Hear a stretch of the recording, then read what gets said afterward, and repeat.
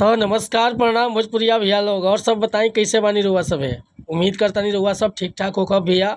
स्वागत बाटे आप सबके राइटर बागी भाई के चैनल पर। आज उपस्थित बानी रउआ सबके बीच में लेके एकदम नया दर्द भरा गीत, एकदम इमोशनल गीत बाटे भैया। अगर बढ़िया से के म्यूजिक बनवा के गायकी कर देता नहीं तो गाना पक्का दिल के छू जाई भैया। बहुत मस्त मैटर लिखले बानी।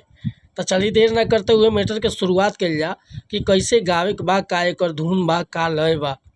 लेकिन वीडियो आगे बढ़ावे से पहले रुआ से कहल चाहब कि रुआ अगर नया सिंगर बानी आ सिंगिंग में इंटरेस्ट बा, अच्छा मैटर के तलाश में भटकतानी, सही ढंग के गीत नहीं खे मिलत, बढ़िया मस्त मीटर नहीं खे मिलत, तुकबंदी मन पसंद के नहीं खे मिलत, तो भैया अगर हमरा चैनल पर आ गए बानी तो निश्चिंत रही, निराश भैया की जरूरत नहीं खे।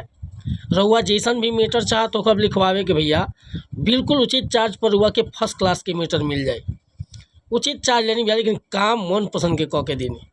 काम में शिकायत रुआ के ना मिली। रुआ जैसन भी सॉन्ग लिखवाओ के बा, जैसे कि orchestra song, sad song, love song, देवी गीत, चाहे चैता गीत, चाहे पूर्वी गीत, निर्गुण गीत, हर तरह के मीटर लिखे नहीं भैया।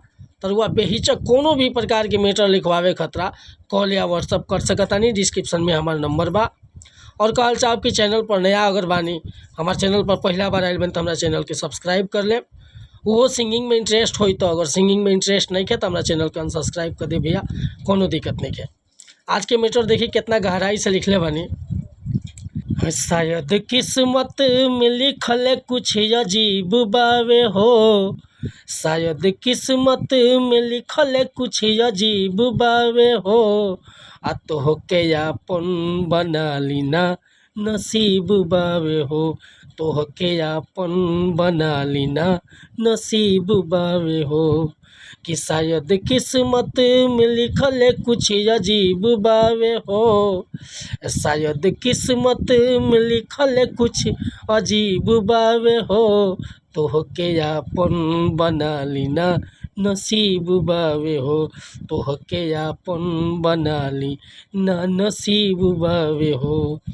बारू बड़ घर के पगलाई गरीब बावे हो, बारू बड़ घर के पगलाई गरीब बावे हो, आ तो होके अपन बना ली ना नसीब बावे हो, तो होके अपन बना ली ना नसीब बावे हो।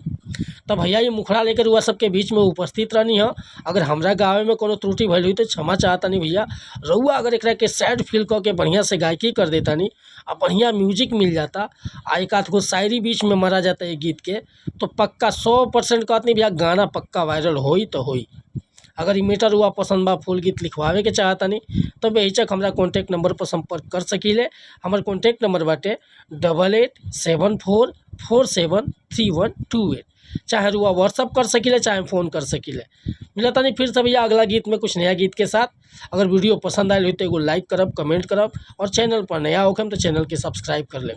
और कोनो प्रकार के मैटर लिखवाए खतरा बेहिचक कॉल या व्हाट्सअप कर सकता नहीं। जय हिंद, जय भारत, जय भोजपुरी समाज।